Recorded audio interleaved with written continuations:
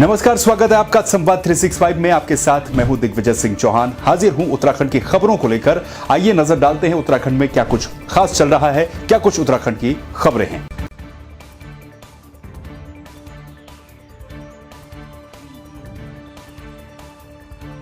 सरकार जनता के द्वार के सिद्धांत को सार्थक करते हुए मुख्यमंत्री त्रिवेंद्र सिंह रावत बुधवार को सीमांत जनपद चमोली की एक ऐसी घाटी में पहुंचे जहां देश की आजादी के बाद से अब तक प्रदेश के किसी भी मुख्यमंत्री ने आना मुनासिब नहीं समझा।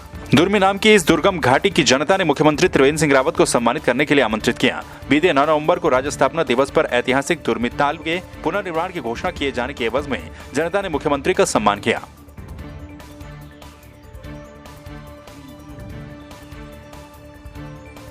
मुख्यमंत्री त्रिवेंद्र सिंह रावत ने बल्लूपुर चौक देहरादून में उत्तराखंड के पहले डिजिटल रेडियो स्टेशन ओहो रेडियो उत्तराखंड का उद्घाटन किया। इस अवसर पर विधायक गणेश जोशी भी उपस्थित रहे। मुख्यमंत्री ने कहा कि प्रदेश की राजधानी देहरादून से अच्छी शुरुआत हुई है। ऐप के माध्यम से ओहो रेडियो उत्तराखंड को दुनिया भर में सुना जा सकता है। उन्होंने आशा व्यक्त की कि रेडियो स्टेशन अपने कार्यक्रमों के माध्यम से समाज में जागरूकता लाएगा और लोगों के दुख दर्द और समस्याओं को भी उजागर करेगा। ओहो रेडियो का एक तरह से विधिवत लोकार्पण हो रहा है, जनता को समर्पित किया जा रहा है। देश और दुनिया के लोग ऐप के माध्यम से इसको सुन सकेंगे। मैं बहुत शुभकामनाएं करता हूं। और जिस तरह से आरजे पहाड़ के गांवों से, गांव की समस्याओं से जुड़ा हुआ है, हमारी महिला है, हमारी सैन्य शक्ति है, हमारी युवा शक्ति है, उन तमाम शक्तियों को उभारने का काम भी ओहो रेडियो के माध्यम से होगा। इस अवसर पर मैं पुनः एक बार बहुत शुभकामनाएं देता हूं और इनकी सफलता की कामना करता हूं। आज ओहो रेडियो के शुभारंभ के शुभ अवसर पर सबसे पहले मैं काबी जी को बधाई देता हूं कि आज माननीय मुख्यमंत्री जी के करकंडों द्वारा इसका शुभारंभ हुआ है, जिसका आज मुख्यमंत्री जी पूरे प्रदेश के अंदर जो विकास की लहर आपने पहुंचाई है, आपके रेडियो के माध्यम से ये सारी चीजें जनता के बीच में जाएंगी, उनको उसकी जानकारी मिलेगी। क्योंकि दूरस्थ क्षेत्रों में जहां पर टेलीविजन संबंध बनेंगे, रेडियो एक मात्र साधन है।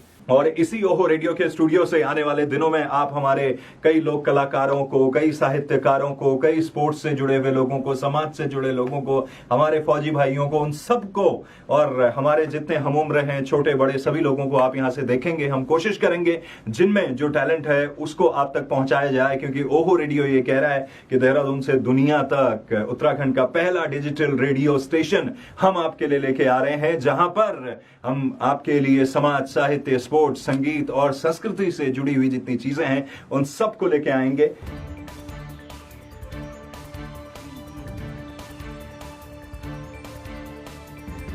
मुख्यमंत्री त्रिवेंद्र सिंह रावत ने सचिवालय में केदारनाथ और बद्रीनाथ धाम के पुनर्निर्माण कार्यों की समीक्षा की। इस दौरान अधिकारियों को दिशा निर्देश दिए गए कि कार्यों को निर्धारित समयावधि पर पूरा कर लिया जाए, साथ ही गुणवत्ता का विशेष ध्यान रखा जाए। बर्फबारी के कारण जो कार्य बाधित हुए हैं उन कार्यों में तेजी लाई जाए। इस अवसर पर उन्होंने अधिकारियों से निर्माण कार्यों की प्रगति की विस्तार से जानकारी भी ली। बैठक में पर्यटन मंत्री सतपाल महाराज, मुख्य सचिव ओम प्रकाश सहित आला अधिकारी मौजूद रहे।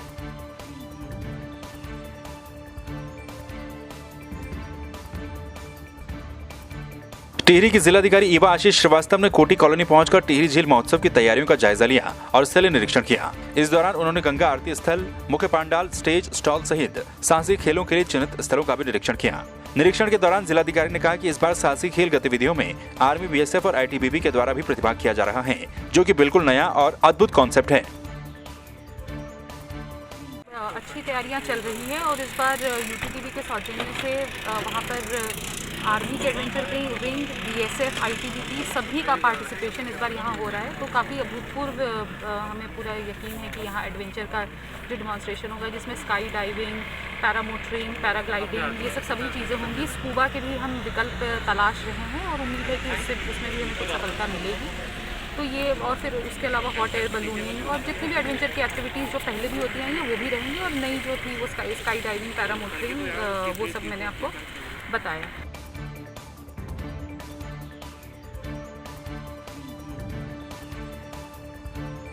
अपने पिथौरागढ़ के दौरे पर पूर्व मुख्यमंत्री हरीश रावत जिला मुख्यालय से सटे ऐतिहासिक गांव हुड़ेती पहुंचे, जहां उन्होंने गांव के स्वतंत्रता संग्राम सेनानियों को नमन किया और 1921 में स्थापित कांग्रेस कार्यालय से बीजेपी के खिलाफ हुंकार भरी। हुड़ेती पहुंचने पर कांग्रेस कार्यकर्ताओं ने हरीश रावत का जमकर स्वागत भी किया।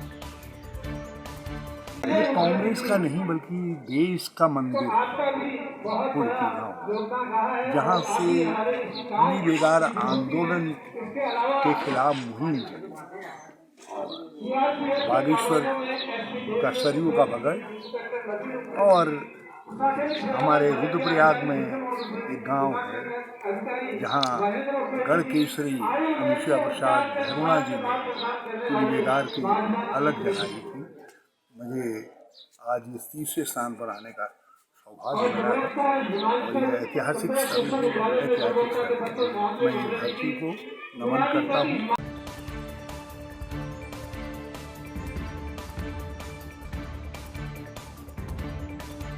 पिथौरागढ़ के जिलाधिकारी विजय कुमार जोगदंडे ने स्वच्छता पखवाड़े के विजेताओं को स्मृति चिन्ह देकर पुरस्कृत किया।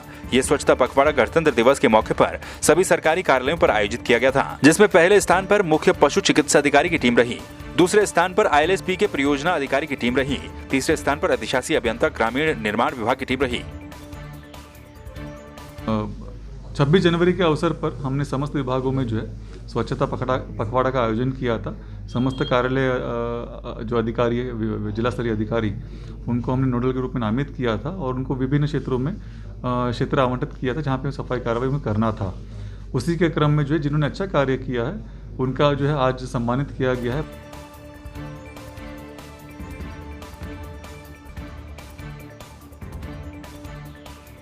पिथौरागढ़ के विकास भवन सभागार में जिला योजना की एक समीक्षा बैठक आयोजित की गई। बैठक की अध्यक्षता जिलाधिकारी विजय कुमार जोगदंडे ने की। जिलाधिकारी ने विभागवार विकास कार्यों की प्रगति की जानकारी ली। इस दौरान जिलाधिकारी ने विकास कार्यों की धीमी प्रगति को लेकर अनेक अधिकारियों को फटकार भी लगाई। जिलाधिकारी ने बताया कि जिला योजना के तहत जिले के विकास कार्यों के लिए 47 करोड़ रुपए स्वीकृत हुए थे, जिसमें से विभाग के द्वारा 82% धनराशि खर्च कर ली गई है। 47 करोड़ का स्वीकृत किया गया था। उसके उपरांत जो है हमारे जनपद को वो समूह धनराशि प्राप्त हो गया है। जनपद स्तर से विभागीय प्रगति के आधार पर जिन्होंने योजना स्वीकृत कराई थी, उसके आधार पर हमने 39 करोड़ रुपया विभाग को पूर्व में स्वीकृत कर दिया है। शेष धनराशि की हमने अभी विभाग की प्रगति के आधार पर मांग प्राप्त कर रहे हैं और उसके आधार पर कार्रवाई की जा रही है। वर्तमान में 82% जो है विभागों द्वारा व्यय कर लिया गया है, जो कि मानकानुरूप 100% जो धनराशि उपलब्ध है वो खर्च कर लिया गया है। इसके उपरांत जो अतिरिक्त धनराशि भी अवशेष पड़ा हुआ है, उसके लिए हमने प्रगति आज समीक्षा किया है और सभी विभाग से अनुरोध किया है कि 28 फरवरी तक समस्त धनराशि जो अभी आपका अवशेष है उसका भी आप मांग प्राप्त कर लिया जाए और उसको भी खर्च करने के लिए कार्रवाई की जाए।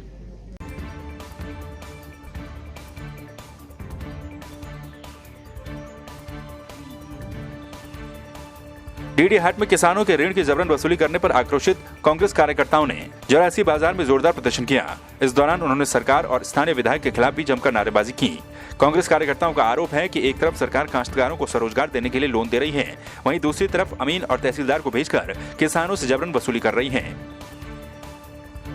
कोरोना काल के चलते कृषि कार्य संभव नहीं हो पाया है, उसके बावजूद भी डीडी हाट विधानसभा में गांव-गांव जाकर अमीनों को भेजकर या तहसीलदार को भेजकर गांव-गांव जाकर जबरदस्ती किसानों से ऋण वसूला जा रहा है। हम इस सरकार को चेताना चाहते हैं, स्थानीय विधायक को यह चेताना चाहते हैं कि अगर आपने समय रहते ये जबरन वसूली बंद नहीं की, कम से कम 2 साल की मोहलत हमारे गरीब किसान भाइयों को इस सरकार को देनी चाहिए, जिला प्रशासन को देनी चाहिए।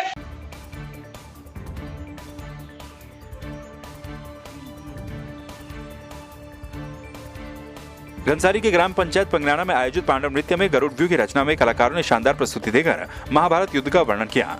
गरुड़ व्यू के अलावा समारोह में अर्धचक्र व्यू का भी मंचन किया गया। रविवार को ग्राम पंचायत पंगराना में चल रहे पांडव नृत्य में पहुंची जिला पंचायत अध्यक्ष सोना सजवाण ने गरुड़ व्यू की रचना का शुभारंभ किया।